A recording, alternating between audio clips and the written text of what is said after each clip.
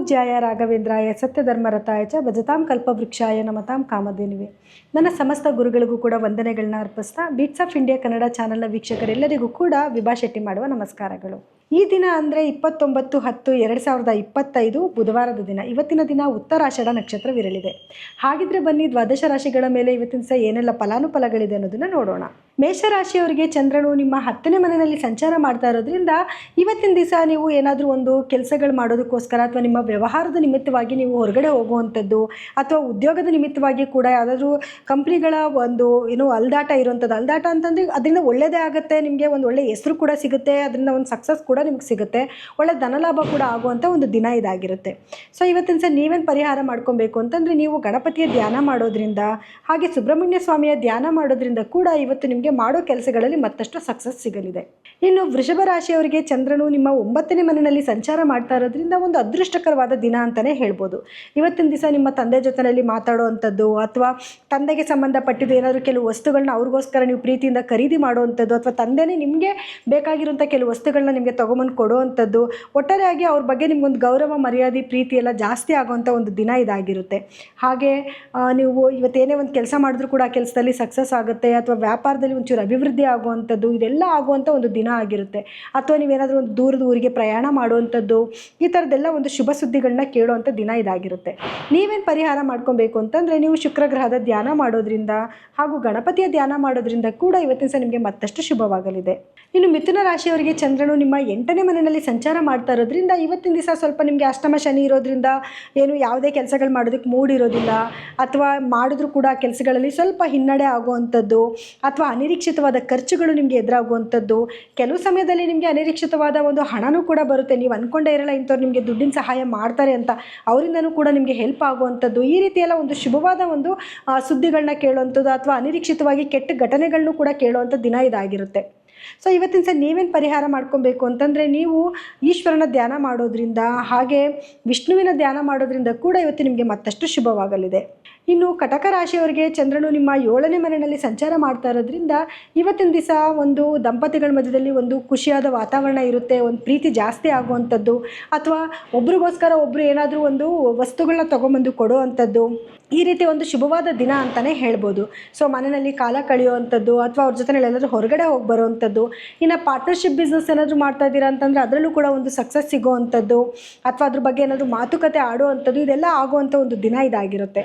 So ನೀವೇನು ಪರಿಹಾರ ಮಾಡ್ಕೊಬೇಕು ಇವತ್ತಿನ ದಿವಸ ಅಂತಂದರೆ ನೀವು ಈಶ್ವರನ ಧ್ಯಾನ ಮಾಡೋದ್ರಿಂದ ಅಥವಾ ದೇವಸ್ಥಾನಗಳಿಗೆ ಭೇಟಿ ಮಾಡೋದ್ರಿಂದ ಕೂಡ ಇವತ್ತು ನಿಮಗೆ ಮತ್ತಷ್ಟು ಶುಭವಾಗಲಿದೆ.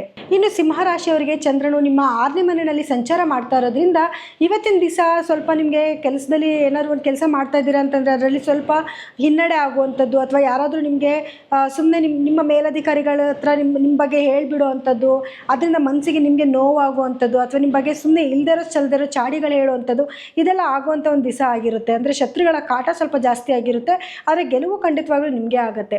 ಹಾಗೆ ಇವತ್ತಿನ ಸ್ವಲ್ಪ ಆರೋಗ್ಯದ ಕಡೆ ಸ್ವಲ್ಪ ಗಮನ ಕೊಡಬೇಕಾಗಿ ಬರುತ್ತೆ. ಮಾನಸಿಕವಾಗಿ ಸ್ವಲ್ಪ ಒತ್ತಡ ಜಾಸ್ತಿ ಆಗುವಂಥದ್ದು ಅಥವಾ ಸಣ್ಣ ಪುಟ್ಟ ಕಾಯಿಲೆಗಳು ಕಾಣಿಸ್ಕೊಳ್ಳುವಂಥದ್ದು ಅಥವಾ ಮೊದಲೇ ಏನಾದರೂ ನಿಮಗೆ BP ಶುಗರ್ ಈ ಥರದ್ದೇನಾದ್ರು ಇತ್ತು ಅಂದರೆ ಅದು ಡೆವಲಪ್ಮೆಂಟ್ ಆಗುವಂಥದ್ದು. ಸೊ ಅದಕ್ಕಾಗಿ ಸ್ವಲ್ಪ ನೀವು ಅದ್ರ ಮುಂಜಾಗ್ರತೆ ವಹಿಸ್ಕೊಳ್ಳೋದು ಒಳ್ಳೆಯದು.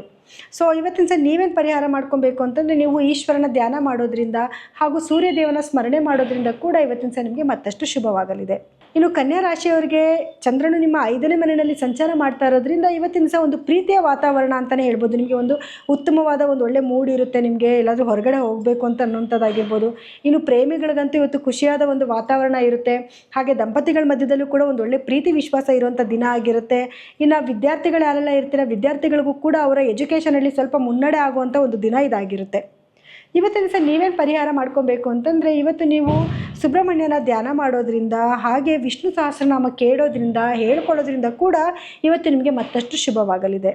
ಇನ್ನು ತುಲಾ ರಾಶಿಯವರಿಗೆ ಚಂದ್ರನು ನಿಮ್ಮ 4ನೇ ಮನೆಯಲ್ಲಿ ಸಂಚಾರ ಮಾಡ್ತಾ ಇರೋದ್ರಿಂದ ಇವತ್ತಿನ ದಿವಸ ನಿಮಗೆ ತಾಯಿ ಜೊತೆಯಲ್ಲಿ ಒಂದು ಒಳ್ಳೆ ಪ್ರೀತಿ ವಿಶ್ವಾಸ ಜಾಸ್ತಿ ಆಗುವಂಥದ್ದು ಅಥವಾ ಅವ್ರಿಗೋಸ್ಕರ ನೀವೇನಾದರೂ ಒಂದು ವಸ್ತುಗಳನ್ನ ಖರೀದಿ ಮಾಡಿ ತೊಗೊಂಡೋಗಿ ಕೊಡುವಂಥದ್ದು ಅಥವಾ ತಾಯಿ ಏನಾದರೂ ತುಂಬ ದೂರಲ್ಲಿದ್ದಾರೆ ಅಂದರೆ ಪ್ರಯಾಣ ಮಾಡ್ಕೊಂಡೋಗಿ ಅವ್ರನ್ನ ನೋಡ್ಕೊಂಡು ಬರುವಂಥದ್ದು, ಈ ಥರದ್ದೆಲ್ಲ ಆಗುವಂಥ ಒಂದು ದಿನ ಆಗಿರುತ್ತೆ. ಅಥವಾ ಇವತ್ತೇನಾದ್ರು ಭೂಮಿ ವಿಚಾರಗಳ ಬಗ್ಗೆ ಮಾತಾಡೋದು, ನೀವೇನಾದ್ರು ಸೈಟ್ನ ಖರೀದಿ ಮಾಡಬೇಕು ಅಂತಂದರೆ ಅಥವಾ ನೀವೇನಾದ್ರು ಮಾರ್ತಾ ಇದ್ದೀರಾ ಅಂದರೆ ಕೂಡ ಇವತ್ತೇನಾದ್ರು ಮಾತುಕತೆ ಆಡ್ತೀರಂದರೆ ಅದರಲ್ಲಿ ಖಂಡಿತವಾಗ್ಲೂ ನಿಮಗೆ ಸಕ್ಸಸ್ ಆಗುತ್ತೆ. ಸೊ ಇವತ್ತು ನೀವೇನು ಪರಿಹಾರ ಮಾಡ್ಕೊಬೇಕು ಅಂತಂದರೆ ನೀವು ವಿಷ್ಣು ಸಹಸ್ರನಾಮ ಕೇಳೋದ್ರಿಂದ ಅಥವಾ ಹೇಳ್ಕೊಳ್ಳೋದ್ರಿಂದ ಕೂಡ ಇವತ್ತು ನಿಮಗೆ ಮತ್ತಷ್ಟು ಶುಭವಾಗಲಿದೆ. ಇನ್ನು ವೃಶ್ಚಿಕ ರಾಶಿಯವರಿಗೆ ಚಂದ್ರನು ನಿಮ್ಮ 3ನೇ ಮನೆಯಲ್ಲಿ ಸಂಚಾರ ಮಾಡ್ತಾ ಇರೋದ್ರಿಂದ ಇವತ್ತಿನ ದಿವಸ ನಿಮಗೆ ಏನಾದರೂ ಒಂದು ಹೊರಗಡೆ ಟ್ರಾವೆಲ್ ಮಾಡುವಂಥದ್ದಾಗಿರ್ಬೋದು ಅಥವಾ ಧೈರ್ಯವಾಗಿ ಕೆಲವೊಂದು ಡಿಸಿಷನ್ನ ತೊಗೊಳ್ಳೋವಂಥದ್ದು. ಇವತ್ತು ಏನೇ ಕೆಲಸ ಮಾಡ್ತೀನಿ ಅಂತಂದ್ರೂ ಸೆಲ್ಫ್ ಕಾನ್ಫಿಡೆನ್ಸ್ ಜಾಸ್ತಿ ಇರುತ್ತೆ, ಧೈರ್ಯವಾಗಿ ಡಿಸಿಷನ್ ತೊಗೊಳ್ಳೋವಂಥ ಒಂದು ದಿನ ಇದಾಗಿರುತ್ತೆ. ಹಾಗೆ ನಿಮ್ಮ ಸ್ನೇಹಿತರನ್ನ ಅಥವಾ ನಿಮ್ಮ ಏನು ಸಹೋದರಿಯರನ್ನ ಭೇಟಿ ಮಾಡುವಂಥದ್ದು ಅಥವಾ ಅವರಿಂದ ನಿಮ್ಗೆ ಏನಾದರೂ ಕೆಲಸಗಳಾಗಿದ್ದರೆ ಆ ಕೆಲಸಗಳನ್ನ ನೀವು ಮಾಡಿಸ್ಕೊಳ್ಳೋವಂಥದ್ದು, ಈ ರೀತಿಯೆಲ್ಲ ಆಗುವಂಥ ಒಂದು ದಿನ ಇದಾಗಿರುತ್ತೆ. ಸೊ ನೀವೇನು ಪರಿಹಾರ ಮಾಡ್ಕೊಬೇಕು ಇವತ್ತಿನ ದಿವಸ ಅಂತಂದರೆ ಸುಬ್ರಹ್ಮಣ್ಯ ಸ್ವಾಮಿಯ ಆರಾಧನೆ ಮಾಡೋದ್ರಿಂದ ಅಥವಾ ಆಂಜನೇಯ ಸ್ವಾಮಿಯ ಆರಾಧನೆ ಮಾಡೋದ್ರಿಂದ ಕೂಡ ಇವತ್ತು ನಿಮಗೆ ಮತ್ತಷ್ಟು ಶುಭವಾಗಲಿದೆ. ಇನ್ನು ಧನಸ್ಸು ರಾಶಿಯವರಿಗೆ ಚಂದ್ರನು ನಿಮ್ಮ 2ನೇ ಮನೆಯಲ್ಲಿ ಸಂಚಾರ ಮಾಡ್ತಾ ಇರೋದ್ರಿಂದ ಇವತ್ತಿನ ದಿವಸ ನೀವು ಕುಟುಂಬದವ್ರ ಜೊತೆಯಲ್ಲಿ ಕುತ್ಕೊಂಡು ಮಾತುಕತೆ ಆಡುವಂಥದ್ದು ಅಥವಾ ಅವ್ರ ಜೊತೆ ಎಲ್ಲಾದರೂ ಹೊರಗಡೆ ಟ್ರಾವೆಲ್ ಮಾಡುವಂಥದ್ದು ಅಥವಾ ಮನೆಯಲ್ಲಿ ಎಲ್ಲರೂ ಕೂತಿ ಒಂದು ಗೆಟ್ ಟುಗೆದರ್ ಪಾರ್ಟಿ ಮಾಡುವಂಥದ್ದು, ಈ ರೀತಿಯೆಲ್ಲ ಒಂದು ಶುಭವಾದ ಒಂದು ದಿನ ಅಂತಲೇ ಹೇಳ್ಬೋದು. ಮತ್ತು ಆರ್ಥಿಕವಾಗೂ ಕೂಡ ನೀವು ಒಂದು ಹೆಜ್ಜೆ ಮುಂದೆ ಇರ್ತೀರ. ಇವತ್ತಿನ ದಿವಸ ನೀವು ಮಾಡ್ತಿರೋ ವ್ಯಾಪಾರದಲ್ಲಿ ಒಂಚೂರು ಅಭಿವೃದ್ಧಿ ಜಾಸ್ತಿ ಆಗಿರುತ್ತೆ. ಹಾಗೆ ಇವತ್ತು ನೀವೇನು ಪರಿಹಾರ ಮಾಡ್ಕೋಬೇಕು ಅಂತಂದರೆ ನೀವು ಯಾವುದಾದ್ರೂ ಒಂದು ಗುರುಗಳ ದೇವಸ್ಥಾನಕ್ಕೆ ಹೋಗಿ ಒಂದು 10 ನಿಮಿಷ ಧ್ಯಾನ ಮಾಡಿ ಬರೋದ್ರಿಂದ ಇವತ್ತಿನ ದಿವಸ ಮತ್ತಷ್ಟು ನಿಮಗೆ ಶುಭವಾಗಲಿದೆ. ಇನ್ನು ಮಕರ ರಾಶಿಯವರಿಗೆ ಚಂದ್ರನು ನಿಮ್ಮ ರಾಶಿನಲ್ಲೇ ಸಂಚಾರ ಮಾಡ್ತಾ ಇರೋದ್ರಿಂದ ಇವತ್ತಿನ ದಿವಸ ನಿಮಗೆ ಒಂದು 50-50 ಮನಸ್ಸಿರುತ್ತೆ. ಅಂದರೆ ಸ್ವಲ್ಪ ದಿವಸ ಒಂದು ಅರ್ಧ ದಿವಸ ತುಂಬ ಖುಷಿಯಿಂದ ಕಾಲ ಕಳೆಯುವಂಥದ್ದು, ಇನ್ನೊಂದು ಅರ್ಧ ದಿವಸ ಸ್ವಲ್ಪ ಮೂಡ್ ಸ್ವಿಂಗ್ ಮಾಡ್ಕೊಳ್ಳೋವಂಥದ್ದು ಅಥವಾ ಯಾವುದೇ ಡಿಸಿಷನ್ನ ಕರೆಕ್ಟಾಗಿ ತೊಗೊಳಕ್ಕಾಗದೇ ಇರೋವಂಥದ್ದು, ಇದು ಬೇಕು ಬೇಡ ಅನ್ನೋ ಒಂದು ಆಲೋಚನೆಯಲ್ಲೇ ಸ್ವಲ್ಪ ಇವತ್ತು ನೀವು ಕಾಲ ಕಳೀತೀರಾ. ಆದರೆ ಸ್ವಲ್ಪ ಏಕಾಂತವಾಗಿ ಕಾಲ ಕಳೆಯುವಂಥದ್ದು, ಸಂಗೀತಗಳನ್ನ ಕೇಳುವಂಥದ್ದು ಅಥವಾ ಯಾವುದಾದ್ರು ಮನೋರಂಜನೆ ಕಾರ್ಯಕ್ರಮನ ನೋಡಬೇಕು ಅಂತ ಆಸೆ ಪಡುವಂಥದ್ದು, ಈ ರೀತಿಯೆಲ್ಲ ಆಗುವಂಥ ಒಂದು ದಿನ ಇದಾಗಿರುತ್ತೆ.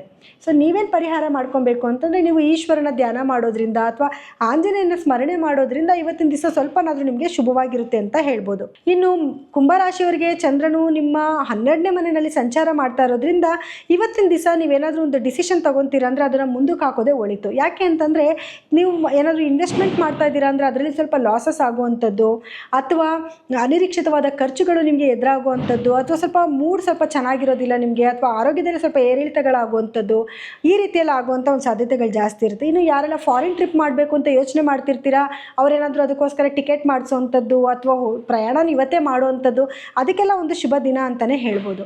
ಆದರೆ ಇವತ್ತಿನ ಸಹ ನೀವೇನು ಪರಿಹಾರ ಮಾಡ್ಕೊಬೇಕು ಅಂತಂದರೆ ನಿಮಗೆ ಕೈಲಾಗದೇ ಇರೋಂಥವ್ರಿಗೆ ಬಡವರಿಗೆ ನಿಮ್ಮ ಕೈಲಾದಂಥ ಏನಾದರೂ ಸ್ವಲ್ಪನಾದರೂ ಸಹಾಯ ಮಾಡೋದು, ಆಹಾರ ಕೊಡೋದು ಅಥವಾ ಆಹಾರಕ್ಕೆ ಬೇಕಾಗಿರೋಂಥ ಕೆಲವು ಧಾನ್ಯಗಳನ್ನ ಕೊಡಿಸೋದು, ಇದನ್ನು ಮಾಡೋದ್ರಿಂದ ನಿಮಗೆ ಇವತ್ತಿನ ಸಹ ಮತ್ತಷ್ಟು ಶುಭವಾಗಲಿದೆ. ಇನ್ನು ಮೀನ ರಾಶಿಯವರಿಗೆ ಚಂದ್ರನು ನಿಮ್ಮ 11ನೇ ಮನೆಯಲ್ಲಿ ಸಂಚಾರ ಮಾಡ್ತಾ ಇರೋದ್ರಿಂದ ಇವತ್ತಿನ ದಿವಸ ನೀವು ನಿಮ್ಮ ಹಿರಿಯರನ್ನ ಒಂದು ಭೇಟಿ ಮಾಡುವಂಥದ್ದು, ಅವ್ರ ಜೊತೆಯಲ್ಲಿ ಕುತ್ಕೊಂಡು ಮಾತಾಡಿ ನಿಮಗೆ ಬೇಕಾಗಿರೋ ಕೆಲವು ಕೆಲಸಗಳ ಬಗ್ಗೆ ಅಥವಾ ಯಾವುದಾದ್ರು ವಿಚಾರಗಳ ಬಗ್ಗೆ ಒಂದು ವಿಚಾರ ವಿನಿಮಯ ಮಾಡ್ಕೊಳ್ಳೋವಂಥದ್ದು ಅಥವಾ ಯಾವುದಾದ್ರು ಮುಖ್ಯವಾದ ಒಂದು ನಿರ್ಧಾರ ತಗೊಳ್ಳೋದು, ಈ ರೀತಿಯೆಲ್ಲ ಆಗುವಂಥ ಒಂದು ದಿನ ಇದಾಗಿರುತ್ತೆ.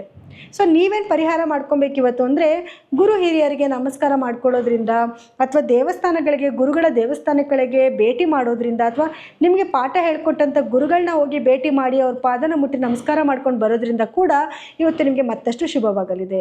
ಇನ್ನು ಇದಾಗಿತ್ತು ದ್ವಾದಶ ರಾಶಿಗಳ ಈ ದಿನದ ಫಲಾನುಫಲಗಳು.